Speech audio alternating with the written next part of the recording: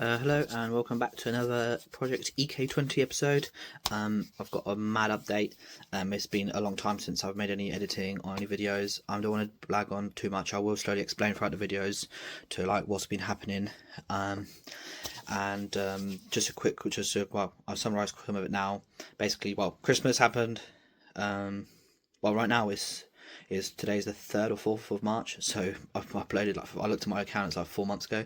So, but we've had Christmas, weather's been absolutely shit, which I complain about all the time. I live in England, weather's shit, and what's it? The mini was what I've been trying to do. I had like the mini I've been talking about in other videos I've mentioned a few times. That mini is now rebuilt and running, so now I can actually bring my focus back onto the Honda, which is what I wanted to do. Is I wanted to sell the mini to use the money for it for my deposit towards my house. And now that's going to be done, that the car's running, I just need to clean it up and clean it and all that. Just get it ready and like valet it basically for sale, and then obviously get someone to buy it. But now I'm back on the editing, back on the Honda. So we've had Christmas, we've had the mini being rebuilt, and all this, and parts being delayed for the mini, etc. And testing and stuff, and all this. So yeah, and just life, I guess. Really, just not really had the money. That's probably why it took so long for me to build the mini, because just buying one part like per month or something, because all my money's been going towards saving and just getting myself a little bits here and there, of debt, so I can then put even more money towards my savings to buy a house with the wife. So just to summarize, that's kind of like the things, but I will go in more detail as the videos go on now that I'll be releasing again. And basically I've had to change my job as well.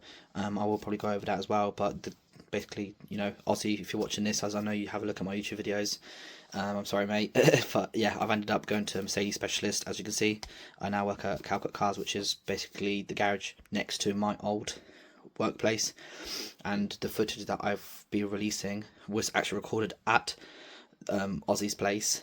It's my mate that I worked for before I even started working there. So like this footage is like literally from last summer. It's when I was doing the subframes. This is what episode this is now. I don't even know what part it is. I think it's part 5, but it'll be in the title obviously.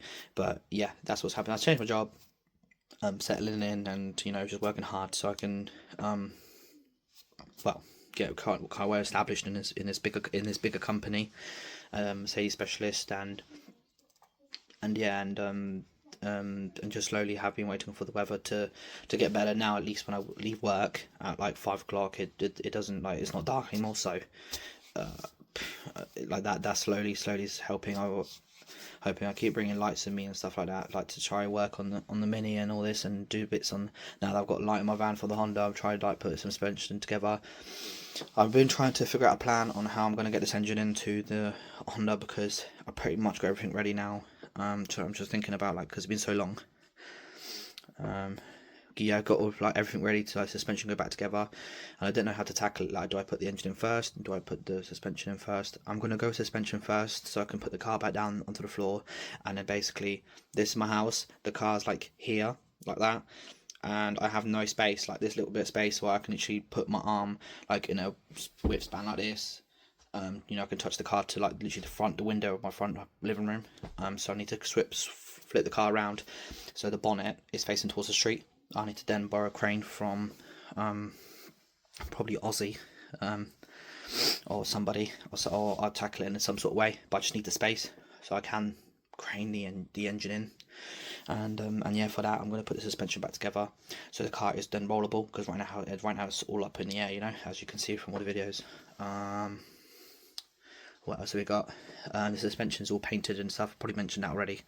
It's literally ready to go onto the car, which is probably what I'm going to now start recording. And again, very sorry about the no structure. I've kind of just firmed it now. That's kind of what I'm going to go with now. It's just no structure. I just want to get the content out there, and like, so people can eventually discover the weird things that they might come across when they're doing a case swap that's not available on the internet yet. As I am doing an FN2 swap, so That's kind of it. I don't really know what else to cover. I probably don't want to make this intro too long. I've just looked at my editing thing. I've got like 5 minutes on there, so I was just going over 5 minutes for fuck's sake. But yeah, no need to worry babbling. Thank you for watching, and yeah, let's hop into these subframes, and then yeah, I'm gonna probably release as soon as I can, because I've got the other two videos after this part, so 6 and 7. I think it is. I've got them like edited slightly already. I just have no like outros and intros. So yeah, they'll be coming soon. Don't worry. I'm back now for, like I keep saying I'm back, but I'm back. Hi guys, it's day 2 now of grinding the subframe. So yesterday I quickly done a quick update. I just grinded it all down to bare metal, and then I just got on with it, you know, because I was at my mate's garage. I've come here again today, and yeah, I've just done all a zinc coated primer, and then on this, I'm gonna move out the light here. On top of this primer, I'm still gonna do a base, like another coat. So it's gonna have like almost like 2 layers of protection. Got the zinc primer, and on top of that I'm going to put underseal, which is the hammerite underseal. I'm going to brush it on there and then protect all the corners and all the cavities with a brush. I can get in everywhere. But here's what it currently, turn the camera sideways so you can see. So that's what it looks like now. I've grinded to bare metal. I've got in every corner. If I can lift it up, right, it was quite hard to get in there, but there is a bit of flaking and stuff that I've kind of painted over, like you can see it there. But again, it's just, you know, it was nowhere near as bad as it was, and I was able to get a lot of it out. But yeah, and this is obviously some of the paint's come off here, but that's because it's sat on here.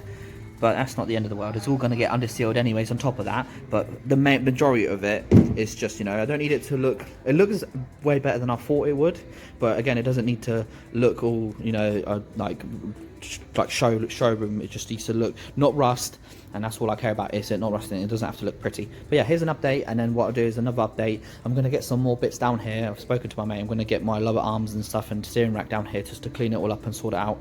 And then because I'm doing all this like kind of side stuff that I wasn't going to do this till later, but like, well, this I was initially going to do anyways, but I mean like the lower arms and stuff like that, I just clean it up and kind of going beyond what I initially planned, just because the rain and stuff, I can't get out on the floor in front of my house and do the Civic. So yeah, so I'm just gonna you know, do some little bits while I just kind of wait for the weather to get better, and then, you know, I guess maybe it saved me doing it later, if that makes sense, because I was just going to stick the rusty arms on there and just, you know, just to the car drive. So I just want the car driving first before I start cracking down on the other bits. But if it's raining and I've got this garage to, you know, do the bits in, then I can just go home, put the bits in my van, come here, clean them up, and just take my time. Especially that work is a bit quiet at the moment. I haven't got any jobs and nothing, so I'm still waiting to come to this garage to start working full time. I'm going to be arranging my friend to come get a job here, so a lot of my videos in the future would be probably recorded from here anyway. So yeah, some more update, and then I'm gonna see you guys the next one, and then when I'm probably gonna fit the subframe, or I'll in the next video maybe I'm gonna include little snippets like this,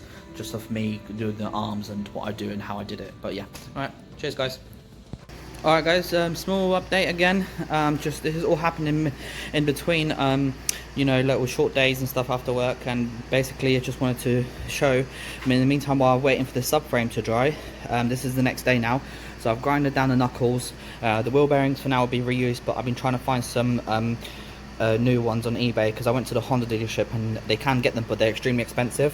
So I'm just going to clean them up and then well, I already have cleaned them up, and going to paint them. And then over here we've got the steering rack. Nothing major, nothing again, it's just I'm gonna clean this up as well. I already have. I keep saying clean it like I haven't done it. I have done it. Lol. Gonna, you know, spray this and protect this. This is aluminium, so it's okay. As you see, I didn't really bother. It's just getting all the like the actual oil off it, because it's got oil all over it still in some corners. But just clean it off and degrease it as much as I can. Ain't got to look amazing, but just so it doesn't keep rusting. And then obviously these are old parts now, so I'm trying to preserve them, you know. And then the subframe here now, it's all dry, it's all nice. It's still a bit like it's not tacky, but it doesn't come off in your fingers anymore. But if you were to push harder with your hand or your nail, it would come off again. You know, this is the type of like underseal this is. It's never like, it's like elasticy. It's never like 100% dry. And then obviously I've got these bits here I'm gonna paint and protect as well. And this is all happening in the meantime while I've just about to release my introduction, which I've taken ages because I've just not had time to edit it, and then obviously, yeah, I'm going to be now taking the subframe back home and then fitting it onto the car, so then I can onto the EK, and then that way I'll be able to you know, once I've basically fitted the EK, the subframe back onto the EK, I can then fit the engine mounts and have a look at the actually putting the engine in and stuff like that. Right, hello, welcome back, and today we're in a garage. We've got more space from Aussie, and we've got the subframe removed from the EK. We've got the subframe here, which I still haven't, as you were seeing in the previous clips, I've grinded it all down and primed it with zinc primer. I haven't got around to undercoating it yet with the underseal, but what I'm going to do here is go over a lot more detailed information, because I tried doing some research myself on it, but a lot of people just take the subframes off and just be like, oh yeah, here's the EG subframe and here's the EK subframe. They have more clearance, and then they just whack it on the car. You don't really see a lot of the small differences. So I've got everything laid out here. I wanted to go over in a lot of detail to the differences to why people swap the EG subframe into an EK chassis for the K swaps.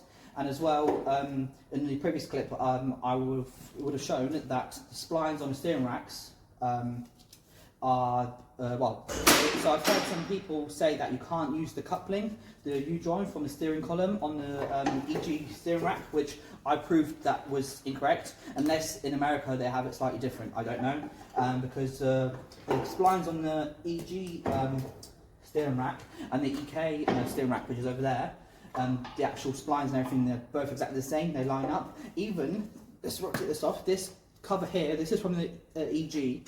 It's just literally a cover that sits against the chassis, the actual chassis, when you put the subframe on to stop dirt and stuff getting in.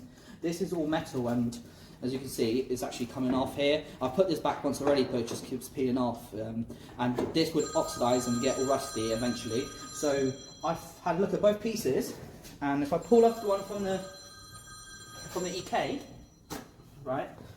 If I pull the one off from the EK, I can see that they are, well, see, they are slightly different. In size they're the same, but this joint here is slightly different.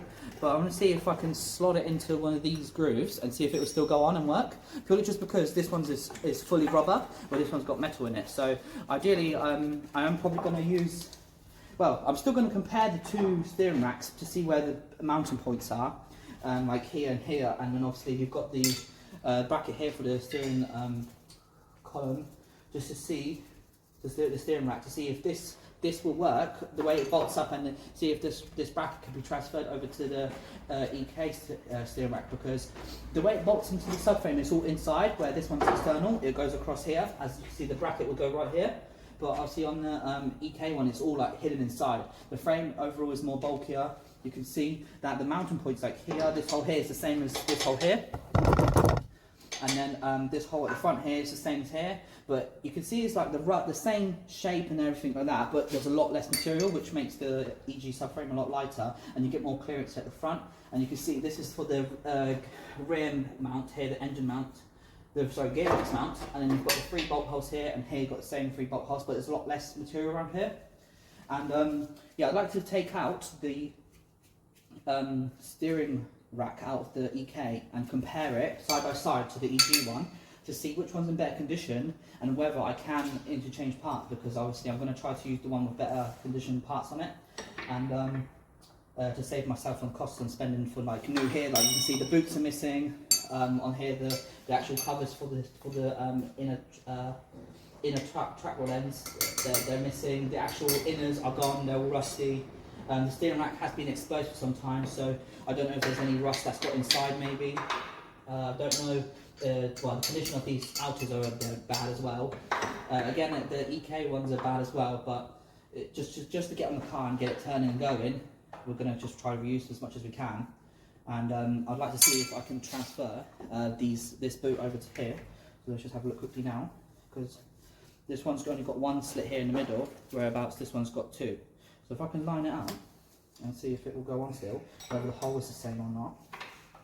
In case I do end up using I'll have to use the EG steering rack, because it might not, the EK one might not line up here and here, and then again with this bracket that I'll show, it might be completely different. I'll take it out and show it in the next clip, but Let's see if I can figure this out. It seems to almost want to go on. So, okay, it's not, okay, so it's not as tight as this one. This one covers it far better. But again, it's really close. So it's just a bit loose, I don't think it'll go. Okay. Yeah, so it might be the case of just literally having to sort this out and just make the metal bit fit and just maybe just clean it up and protect it or something. So it is aluminium from what I can see, so there's not actual rust on it, it's just oxidizing. And just fix this rubber bit and then this will pop straight on. And the way they kind of sit, they'll line up anyway, so onto the body, so it doesn't matter. It's just to stop the dirt from going in there. And the actual differences in the subframe is like material and stuff. Underneath, if we lift up the EG subframe, it's got a lot less material around here, and underneath you have a bit more of a curve, it dips more. So I'm guessing that's what, as well, the way it positions the engine in the engine bay, that's why people do this conversion, so then the engine is obviously the whole point of it, so it sits lower, and you get bonnet clearance. You don't want your rocker cover hitting the bonnet. And compared to, let's move the camera over here, let's just see so it faces. And as well, when we lift the original EK subframe up, you can see it's a lot different here from this side compared to the EG one. We've got a lot more space, there's less material. You can see the steering, where the steering column on here, the rack, sits at the front and it's far more exposed, is easier to remove as well because there's literally 4 bolts and it'll come straight out. Where this one, it seems to be actually inside the subframe. It's almost like this piece of metal here is separate, and you've got to remove this cover to then unbolt take your steering rack out. Where this one's just easier to access, easier to change, and again, less material. We've got less material here, far more clearances. Another thing I haven't done my research on yet is I don't know what the 2 different steering ratios are for the rack. So I don't know whether the steering rack is shorter or longer for the EG steering rack, purely just because if we're going to racetrack this car, we want the closest ratio, so then we can, what it is, it determines from the middle, from like lock to lock almost, how many turns it is, can you do before you get to full lock. And the closer ratios would almost mean get better response time if we're on short corners, tight corners, and on racetrack and stuff like that. So we want the closer one, just purely, so we would, when we're racing it, we want that quicker response time. So I can turn the steering wheel less to then get around the corner, a much sharper corner. So I need to do some research on whether they're the same or they're different internally. The gears are different because again, if the actual bolt pattern and the bolt line, the way it bolts this subframe is different, it might be that the rack internally is different, But again, I don't know if it could be different, the same on the outside, but thinking, and then I'll be like, oh, it's probably the same inside, but I don't know. So they could be differently geared inside. So I'd have to do a bit of research. And if, let's say, for example, they both bolt up the same way, and because I can see through here, there's a bracket through here, and there's 2 bolts that are here, just exactly like here, 2 bolts here and a bracket here, but this bracket's slightly different. But I don't know if we not include this section here, just like that, because this bracket's got like a little piece here, but the other EK one is literally just this bit missing. It's just like a U shape. I can see it right here in the corner. So again, if we get lucky, then I would have the advantage of kind of selecting which steering rack I'd like to use and stuff. That'd be really nice because I can use that to my advantage and mix and match parts. So yeah, so if we get lucky and it's all kind of transferable, would be nice. And then I've got the lower arms here as well, which I will restore, and I'm going to poly bush these. Just get like a cheap eBay set, purely just because these bushes are completely ruined and cracked. If I just lift this up, you can see how bad they are. They're all cracking in here and perish and literally going to fall apart. I've got the old EK arms, as you would have seen the first episode of me recording when I took everything apart. That the whole size of them, and if I don't have the footage for that, I'll include it. But I'll compare the 2 arms. But the whole arm on the EK is a lot bulkier. It's got a lot more material. It's more thicker. And inside they're more hollow, so they actually got, you know, they actually, like, let's say here there's a hole that it goes inside the subframe, it's more hollow inside as well, so they can probably, you know, they're more likely to rust from the inside out. But these are just solid like metal. There's a lot less to it, but the metal is not hollow inside, it's just one big thick piece of arm, you know. And the thing as well, this will be easier to kind of restore, to work on, and also it'll be easier to polybush, because the other EK arm you can't take apart for two pieces, where this one you can separate this half from this half, and you can, you know, put this on the press and press these out easier, because if you've got one big solid piece it gets a bit like this L shape, gets a bit awkward to put in the press sometimes. So that's one thing that's good about these arms, and they're lighter as well than the EK arms, which is great news as well. And this rear bushing as well is another reason to why you have to, I've realised you have to use the you have to use the EG lower arms, front lower arms, if you're going to use the EG subframe, because there are engine mount kits available for you if you want to use the EK subframe, but again we want the best clearance for the engine and stuff like that, and I had the parts already for when I bought the whole bundle, so I thought why not, you know. But let's say an EG subframe now is quite hard to get hold of, so let's say you can't get one, you know, worst case scenario you can stick with the original subframe, but in my position I'm just able to get the whole parts in a bundle, so that's what I've gone with. And the reason why you have to use the EG lower arms, you can't use the EK ones, even though the shape seems the same, and this bit where the actual knuckle goes, this ball joint bolt here, the kind of layout of it and the look of it is exactly the same. I'm still yet to confirm that. It still looks the same, and the layout of the L shape of the arm looks exactly the same. Even this bush here at the back is nearly the same, but this is where it's like, it looks the same, but it's just a small difference in the top of it. So the bottom looks the same, but the top of here is round, and the way these bolt here at the bottom, they would bolt two here, and then one through here, which is that one here, and like this, so it almost go like this, like that. Oh.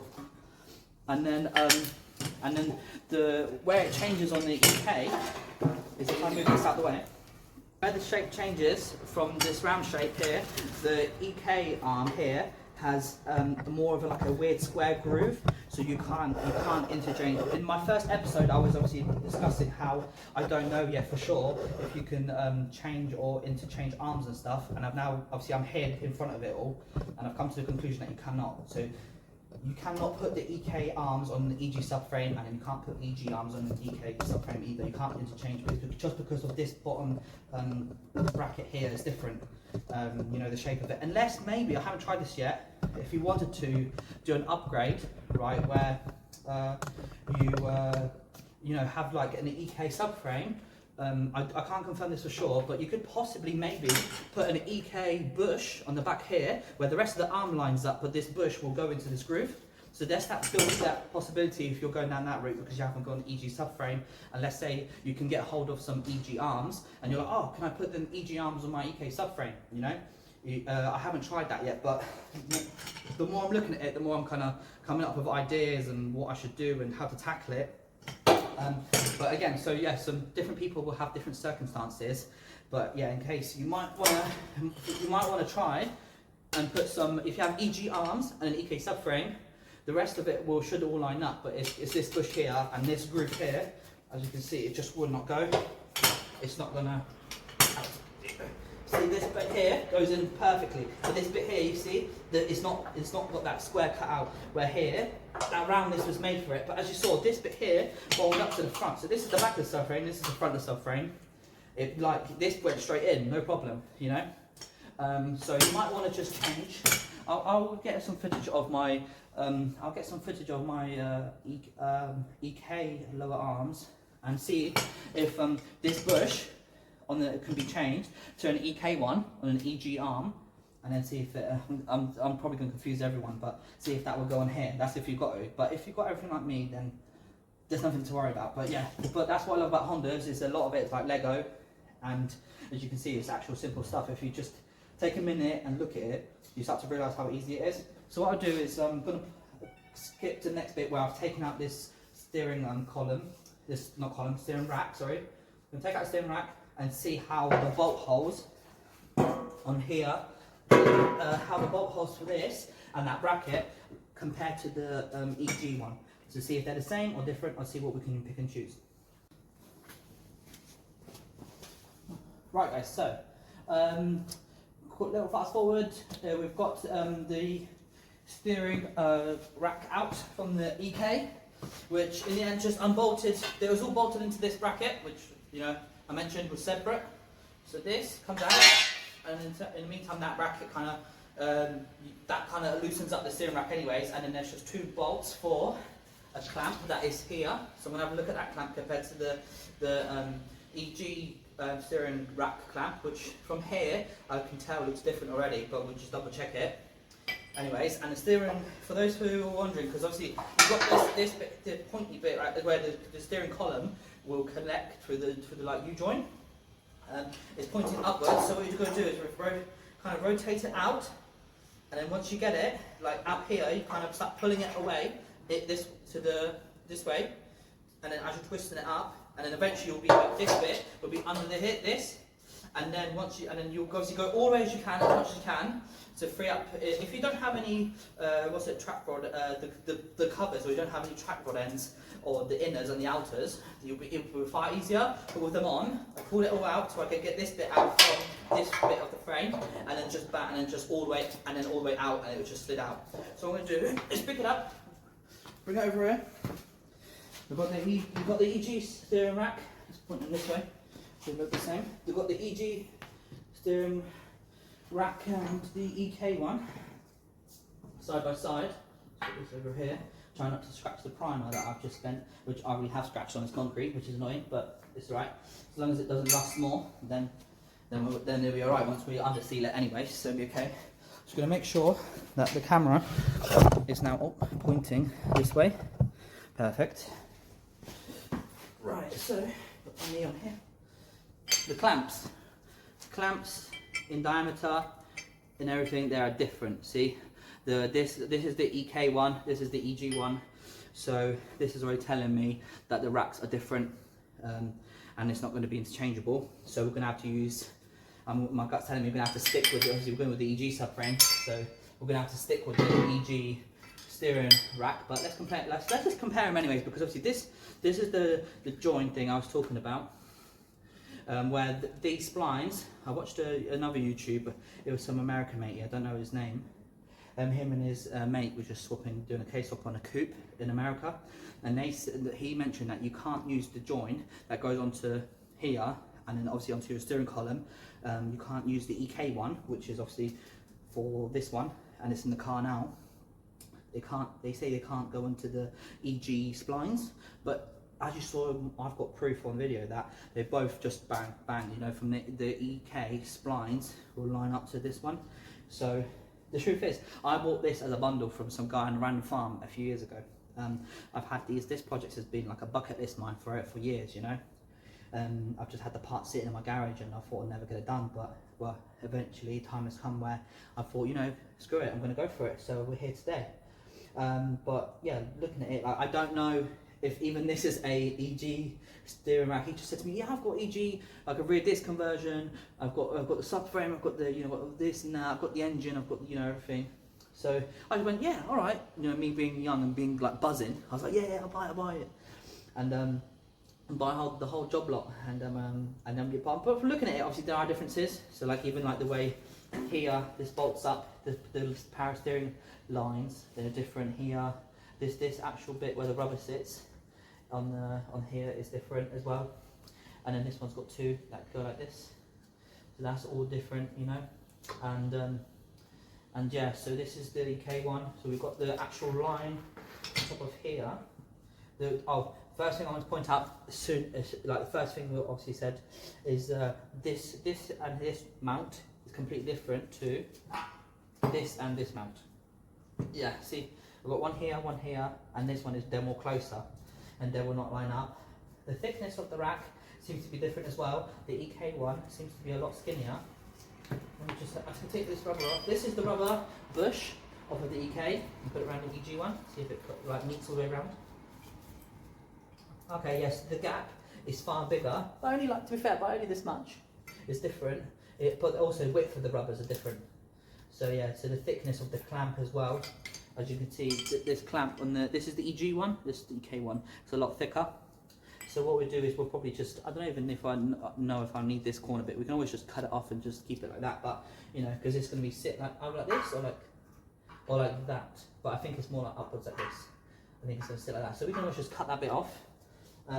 But yeah, as you see, everything, the rack is different, completely different, so unfortunately I won't be able to like mess around and play with, you know, see which one's got the better like turn-in ratio or nothing like that. I'm just going to have to, now that I've actually gone through the effort to educate myself on it and look at it in person and stuff, I'm hoping as well that some of these lines are going to line up just to make it work, because this here goes directly to the power steering pump, and obviously this ain't going to go onto a K20, you know, if it's like for a D14. So now that, and the more and more I sit here and think about it, probably the only two lines that I'm going to keep from it is probably these ones, because they go from here to back into the rack.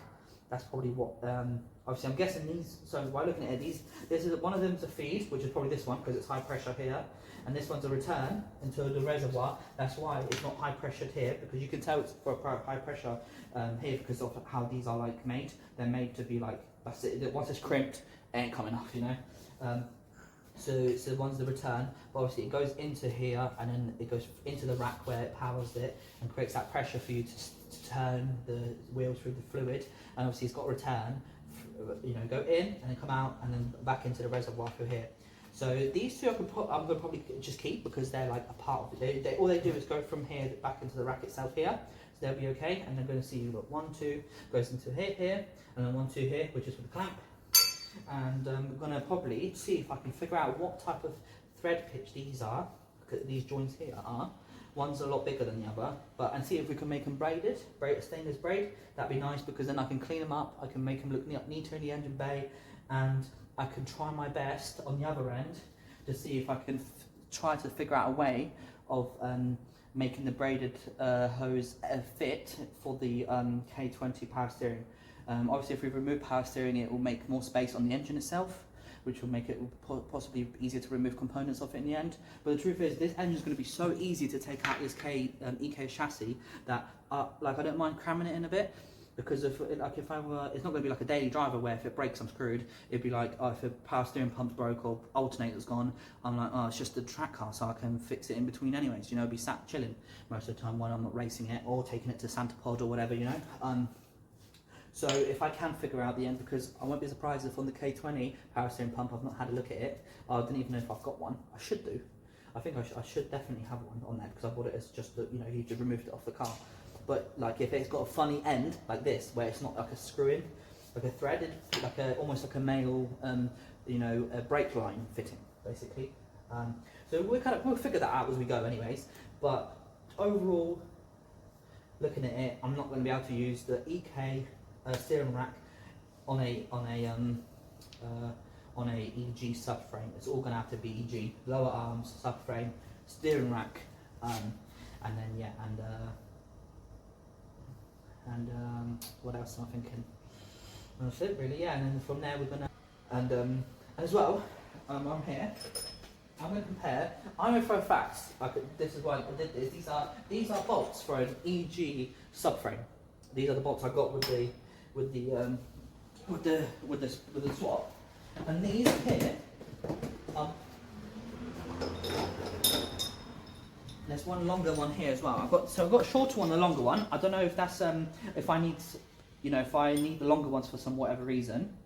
Looking at it, maybe because the longer ones are the ones that might go through this big piece here, and then where on the EG. So this is an EG bolt. Like I'm guessing because this is one's short, one's long. This one's for the back and this one's for the long. Probably just because of looking at the metal. Just like this. Let me just check I've got the angle, because I don't want to be recording and not seeing anything. So yeah, so this is the longer bolt and this is the shorter bolt, and I'm guessing these EG bolts. One's for the back, shorter because the metal's thinner here for the arm, and then one's for the subframe, one's for the arm, and then one is longer because it goes through here. If I turn, and these, okay, yeah, and these bolts here are, okay, yes, I've got two longer ones and two shorter ones, and these are from the EK subframe. So let's just have a look. That looks the same. That looks the same. So, because what it is, right, I had the bolts, and one bolt, it's quite a fun story, I had to sacrifice one of the longer bolts here because I was driving around my caddy for work, and I just hear loads of banging and banging, and I'm like, what's going on? And I thought it was maybe like a drop link or something that was loose, because not long ago, when I bought that caddy, it was slammed to the floor, had coilovers, and I put it back to factory suspension so I don't grind on my subframe on all the speed bumps. But I done it, and I had all the original bolts, and I was just driving, and there was no sound, and 1 week it was just banging. So I lifted my van up, and I found out my shock, the actual bolt for the shock absorber, had literally just fallen out from the chassis, and you know the chassis, the shock. The original Volkswagen bolt, it had literally just fallen out while I was driving. So the shock on one side was just not even connected to the actual car. So what I did was I couldn't find a bolt because it was quite a unique size bolt and length of it and the thread pitch and stuff.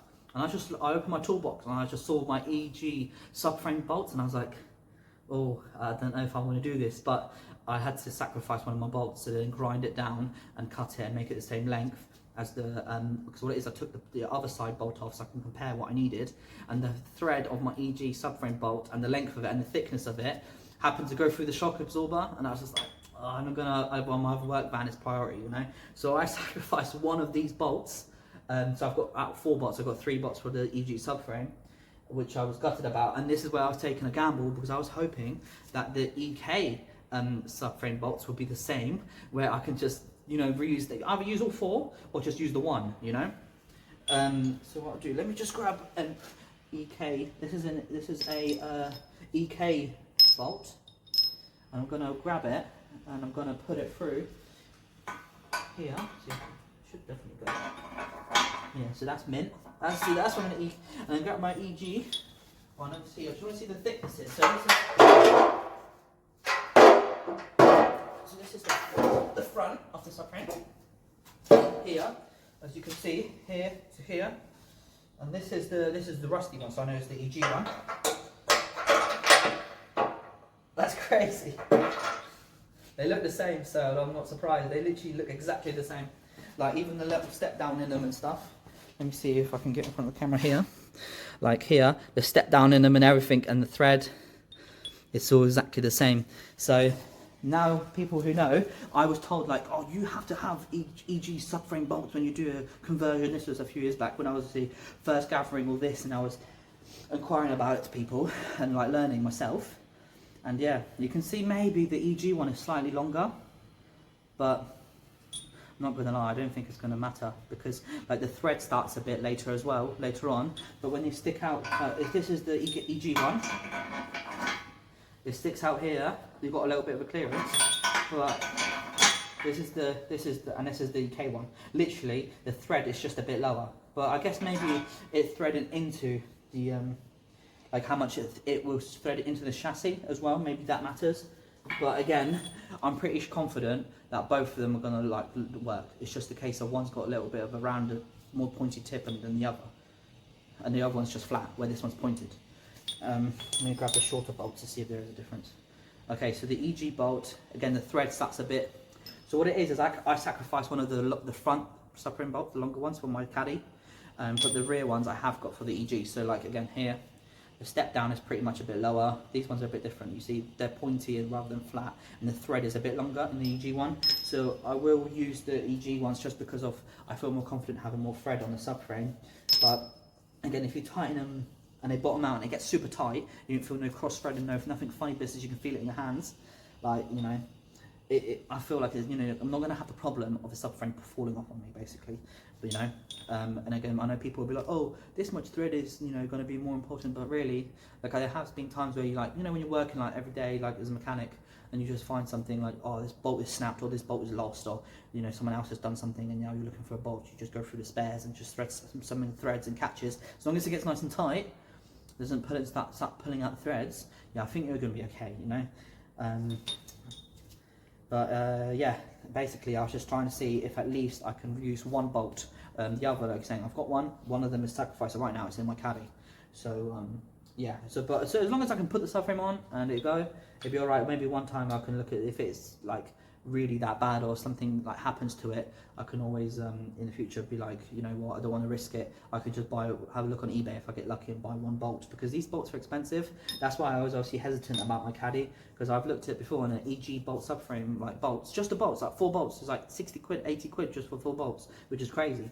I can always be cheeky and go to Honda dealership, see if they can still get me these, you know, just try my luck. But yeah, that's the kind of summary of it. I'm back at my friend's garage because it turned out I thought I'd only use this place once or twice, but as I'm going to start working here soon, so to subcontract for him, I thought that I'd ask him if I could actually use the corner of his workshop, and just, you know, just there's a table here in a little corner, and yeah, and it turned out that he was cool with it. So in the end, it benefited me, because now I can, when I have no work or things are a bit quiet for my business, I can come in here before I start working for him, and I can crack on and do some, you know, do some Honda bits. I've got the lower arms here, and I've got the EK arm, which I promised people that I would do like a you know, a comparison on, and also I want to figure out some bits for myself to see what I can do and how bits fit, and people, and you know, how I'm going to do the swap. So let me just check if the camera's aligned properly. Right. So basically, what we've got here, we've got the we've got the EK arm. The EK arm like this, which is solid. It's massive. It's not, as you can tell, it's not as lightweight as the EK1. The EK1, the EG1, the EG arm comes in 2 pieces, where the EK arm does not. The bushes, as you can see, are different. This is what I was explaining in the other video with the subframes. Yeah, there's. I did think, can you transfer this bush? If you had, let's say you had an EK and you wanted to get like the lighter arms, you can see, like this one is, like for me, like from experiences, like it's harder for me to like much more effort to lift this up than this. But anyways, I was explaining that you know, can you get this bush from an EK and put it onto an EG? And you know, if you were not doing like a case swap, or you just wanted to, you know, had a B16 or B18 or something, even a D-series, just, you know, wanted to put lighter arms on it, to see if you could do that. But from having a look at it and messing around with it, this is the EK arm and this is the EG arm. I've laid on top of it exactly here, where these points here, they mount up really well, like literally dead on perfect. The same like length on this part of the arm. But then when it comes up here, this is similar too. But then if I put this bolt back in here, just so it doesn't move as much, because I had these in 2 pieces, so they're easier to clean.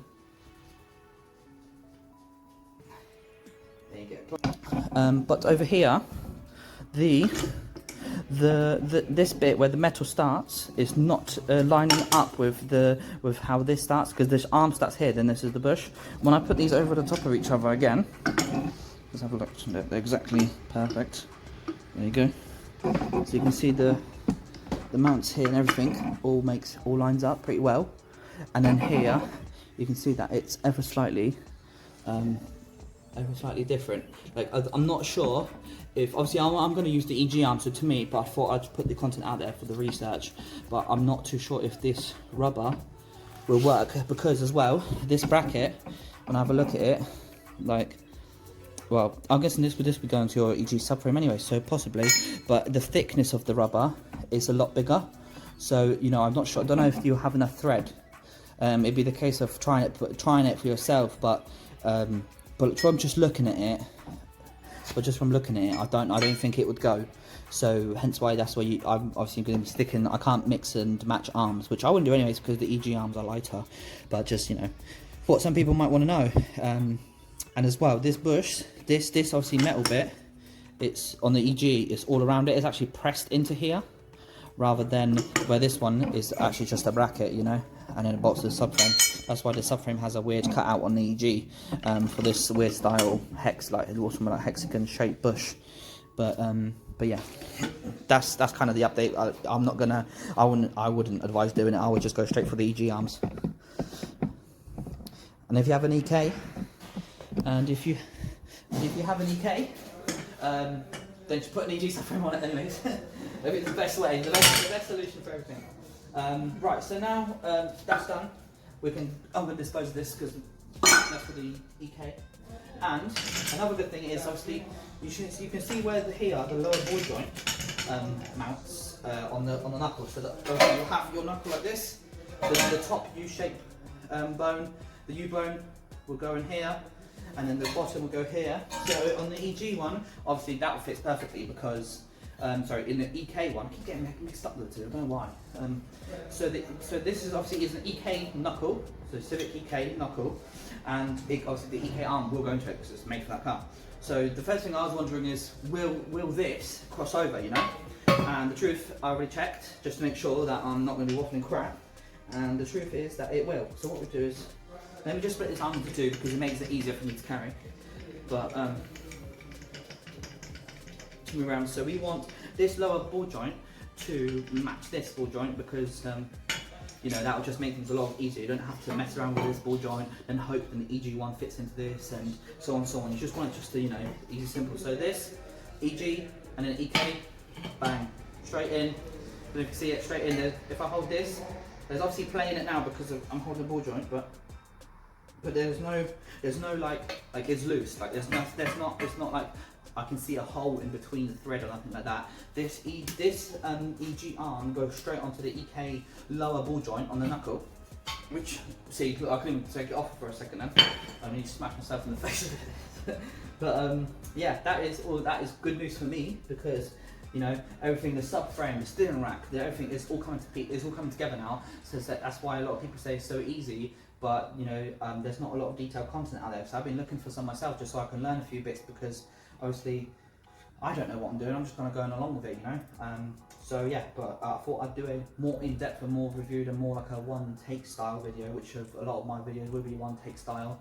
Then what I record here is probably what I'm going to put out with like minimal editing, purely just because I've tried editing. I just can't seem to get the knack for it. I've been trying. So I just clip it and cut it and then put some music on it and then just full send. So hope you guys appreciate the kind of raw content. And a small update as well I'm going to do is here I've got my Dremel. This is the Dremel I spoke about, I mentioned in, I think like this is clips before, way before, like days before. This is my Dremel, it's a 4250 and I've just got the quick release. So we do is just push down and then this clip literally clips on and off. It's a cutting disc, it's for steel. And what I'm going to do is, I mentioned that obviously I'm going to be putting bigger discs on this and stuff like that. So I just don't want to have any problems, and to be honest, this is useless to me anyways. I'm probably going to make my own cooling ducts as the car evolves and stuff. I'll make stuff for it, and as I drive out in the tracks, I need better brake cooling. I'll probably make my own custom like ducts that go from the front of the bumper through like the fog light hole or something, and you know, directly onto the disc, something like that. But here we've got these little screws, which are Phillips. They're crossheads.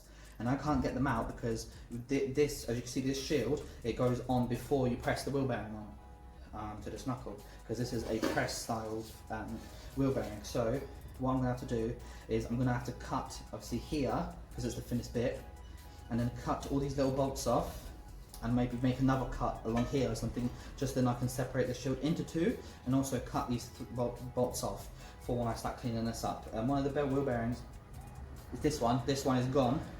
So really, maybe I could just, you know, avoid cutting it, but so I'm gonna have to change this wheel bearing anyways. But for now, I'll do it like this, just so I know it's done. I'll clean it up. At least this will be clean, and all like the main knuckle bit. I'll keep the hub obviously because this is going to be the hub. But the wheel bearing back here is what will be getting pressed out. That's finished. And same for this side as well. Got one here to do as well, and this is the one that's got both of them have play. This one's got less play. So really, I might be doing two wheel bearings at this point. In my other video, I showed that I might only just do one wheel bearing, just because when it was on the car and everything was tight, there was no play.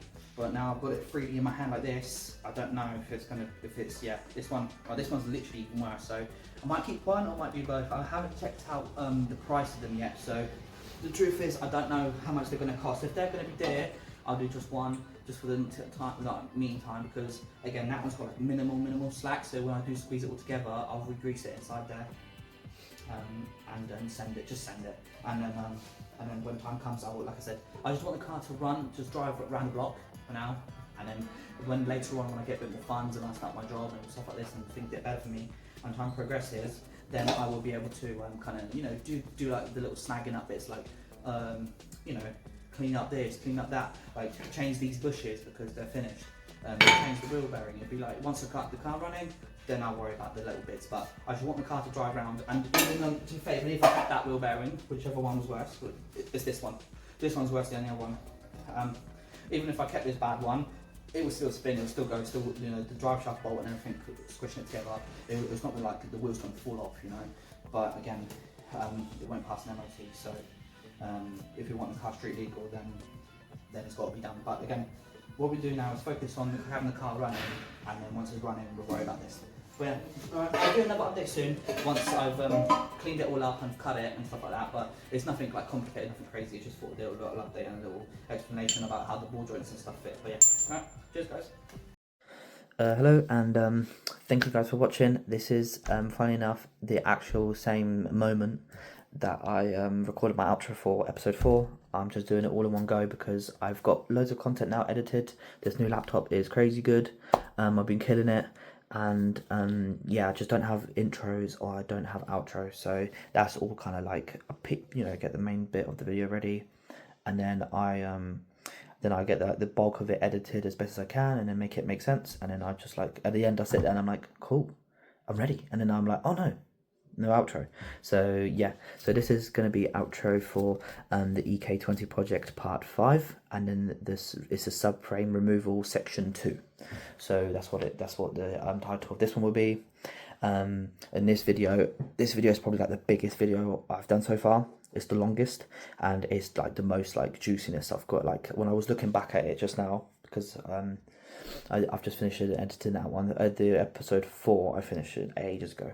But again, outros is what's been, you know, what's been kind of like kicking me in the teeth. But in this episode, I covered a lot about the subframes, and yeah, and I went like in a lot of detail. I do realise like the angles of what I recorded at the time, because this was so long ago. I recorded this is before I actually even worked at my friend's garage. Like I've been there now for 5 months. That's like how much like the time's gone quick. But at the time when I was there, yeah, I just kind of set the camera up in the corner. He was working on the ramp behind me. It's probably why you hear like loads of weird dropping noises. I think he was draining oil, and he was like talking to me, so I had to cut some bits out where he was like talking to me because he was removing an oil pan out of an old Mercedes 190, and yeah, but you won't see that I've cut that all out because it just makes no sense, and it's too loud. But yeah, I've covered all the subframes. I tried to explain as well that I was going to show people, just for the kind of experiment of it, that how the EK subframe and the EG arm did actually like line up nicely, and the front of it, the bush did work, but the back bush obviously didn't make no sense. So to where I am today, all the knuckles with the wheel bearings, all the lower arms, all the upper arms, I cleaned them all in the end. I just cleaned everything because I was there and I got on progress-wise, I got on really well. So I just wire wheeled everything, because the man grinder and the wire wheel made it so quick work of it that I just wire wheeled it, degreased it, whacked it in my van, took it home, and then I primed it in my green garage, which you will see in the background of like videos, and then where my Mini is, and then I've just put it on the floor on like the rubber mats, and I've just primed it all with zinc primer, and then I just got my underseal with the brush and just undersealed the whole thing. So right now literally the suspension is all mint at this point. Today is the 8th of October, so again, time is going fast, and all the parts are literally just laid there because the rain and like editing these videos. Now I've got this laptop, it's just like I need to edit it or catch up to it, and then I'm gonna, once I've edited the videos and I've got like the bits, and as soon as I get to the bit where I've released my installation of the subframe with the steering rack, that's a massive video I've made with my son. My son's in that video actually. Lucas is in that video, and then I'm gonna now crack on, even like whenever it stops raining, and I've painted my caddy, I'm gonna start putting it's actually time to put the engine in. So we're getting there now. But yeah, at this point, like you will see the subframe's like half painted, but now it's all undersealed, it's all like looking good now.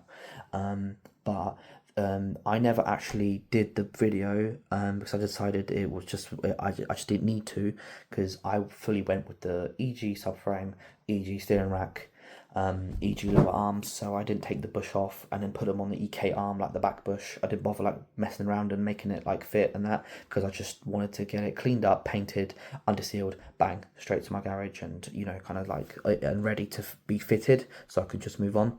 So I don't have the footage for that, but I reckon people could, you know, you can try just swap the bush over the back bush, because the front bush you do need to press, but you don't need to. But people could try. I have recently found out that I think I haven't tried. Obviously, I haven't done it on my own car yet. But the forks where you have the shock absorber and the fork that goes into the lower arm, that fork apparently on my EK shock is not going to fit my EG arms, because the thickness of them is not. It's not the same. Again, I'm yet to find that out for myself, because a lot of stuff I've been finding that is going right for me. But I'll get to that point eventually. You know, worst case, I have undersealed the. I think I've undersealed it. Yeah, I think of worst case scenario, I've undersealed those forks and cleaned them for no reason. But I guess I could always send them on, and then I have to go and scout some EG forks off of eBay and then grind them up and underseal them and paint them again, which is not a problem because they're not a very big part. And yeah, I don't want to make this like outro for too long because I'm waffling. But yeah, just saying, like, I've got a lot, like I've now learned, found out, corrected, and I'm watching back my information and I'm kind of correcting little bits as I go. And yeah, so that's why I didn't make the videos, because I just didn't need to. I cleaned up the rack, I cleaned everything up, the inners. I ordered because I had to reuse the EG steering rack, the EK1, and all the arms, all the EK bits, like even the subframe. I just kind of all got it for scrap. I know that I should have kept them or whatever, because the parts get rare to find, but at the time I was in my van, I didn't have storage, the garage is full. I didn't want to pester my parents with more like stuff in their garage. I just got rid of it. I just took it for scrap, and there's probably people kicking themselves, going, "Oh mate, you should have sold all that." But again, this is going to be my like one-off race car. Like this car ain't going nowhere. Once I make it, it's staying. It's going to be like passed down to my kids, you know. So yeah, so it didn't really hurt me, because the main more rarer parts from the EG are going on that car, and they're the ones that I need to make it all work. So I just kind of, you know, bit the bullet. I just threw it on the scrap. But yeah, and I've got I had to buy the actual boots for the inners, so I'm reusing all the bits right now. I've explained all this, but yeah, trying to make it cheap and quick. But I bought new boots, so I'm going to be installing on all that soon. But yeah, that's the reason why about it. So you won't see the video of me changing the rubber bushes and all that. Like I just kind of went with what fitted and what went, and then that was all the EG bits in the end. So yeah, that's that. But yeah, I'm going to wrap it up here, and then I'm going to slowly look up for my next content for episode 6, which is, I don't have a clue what that is actually. I need to have a look. But yeah, thank you very much for watching. I hope it's not been too confusing and it actually makes sense to people, and people like have been watching it, enjoying it. And yeah, thank you very much, and take care of yourself. See you later.